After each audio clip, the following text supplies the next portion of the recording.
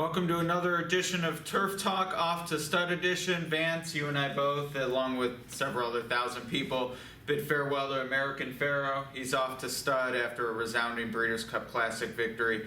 Of course, the big debate that will rage, I would think, for generations is where he fits in the historical context. What do you think?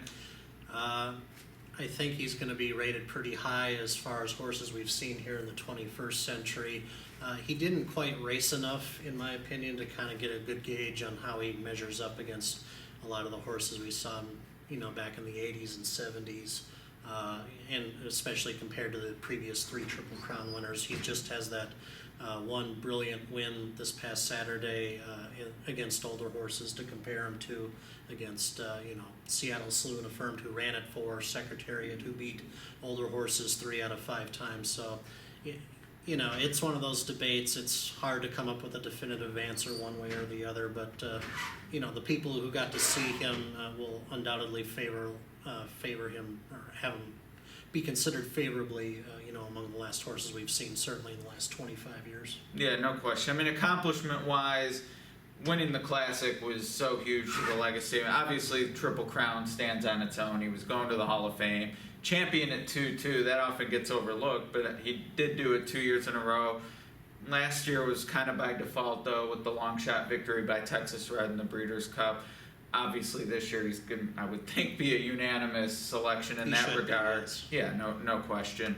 But to me, when you look, you mentioned Seattle Slew and Affirmed racing at 4. Spectacular Bid didn't win the Triple Crown, but what he did it for, and the dual classic win and champion at 2, etc. To me, those are the type of careers that I elevate to the very, very next level. I mean, we're talking, 1,000th of 1% of all foals achieve that kind of legacy. And, you hate to split hairs about a Triple Crown dual champion, first to win the Breeders' Cup, but he just didn't make it to that level for me. Yeah. I mean, maybe if he would have tried turf, beaten older earlier, undefeated 3-year-old season, maybe if he had won the Travers, it just seems like there is that piece missing that gets him to the Secretariat level or the Spectacular Bid. Yeah, I agree, and unfortunately, just the way the business is these days, over the last 25 years especially, you're not going to see horses of that caliber run very often, and often not as 4-year-olds if they accomplish what he accomplished this year at 3. So it's just something we're going to have to get used to, and comparing horses from today to horses of, say, 30, 40 years ago, it's going to be kind of a fruitless exercise. We're just going to have to start comparing them to horses we've seen, in this modern era where the breeding industry kind of wags the racing dog, so to speak. Yeah, I agree, and I think history will actually be kinder to him as it goes on.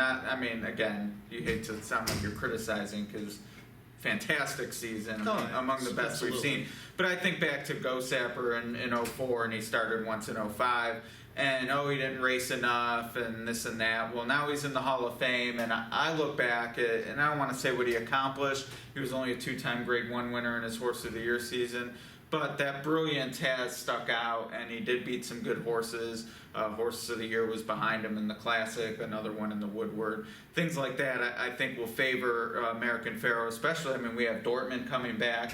Frosted and Keen Ice are going to race next year, so there's opportunity still to bolster the resume. But yeah, as you said, historically there's, the modern era is sort of from the 70s on, when we finally had Triple Crown champions again.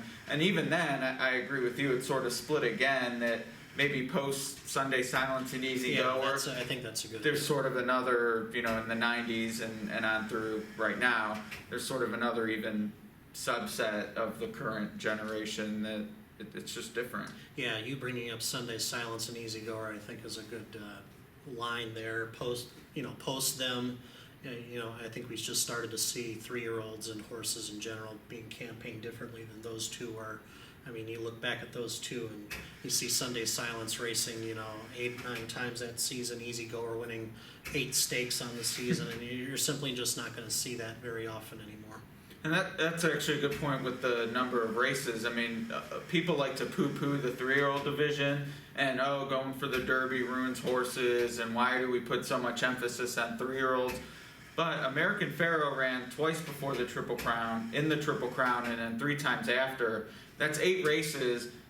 That's actually a lot by what we've seen from some recent horses of the year. Yeah, and the fact that he won like six stakes, is it this year, I guess? Yeah. And yeah, that's as many as you've seen from Well, 7 for 8, so 7. Yeah, 7 stakes. That's as many as you've seen from a 3-year-old champion this decade, and going back to I think Smarty Jones perhaps had 6-7 stakes wins on his championship campaign. So yeah, you love to see the consistency and the frequent visits to the winner's circle by a 3-year-old champion, and he did it this year. Yeah, and the 3, I mean, it's different. I mean, because Bid sort of gives you a parallel. Secretariat, obviously, the Triple Crown horses from the 70s.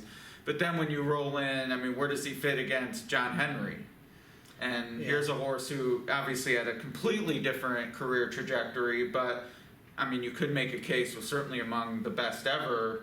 To me, that's even harder to compare to a horse that's like American an Pharoah. apples and oranges debate. I mean, you're talking about a horse who excelled as an older horse, particularly on grass, 4-time grass champion.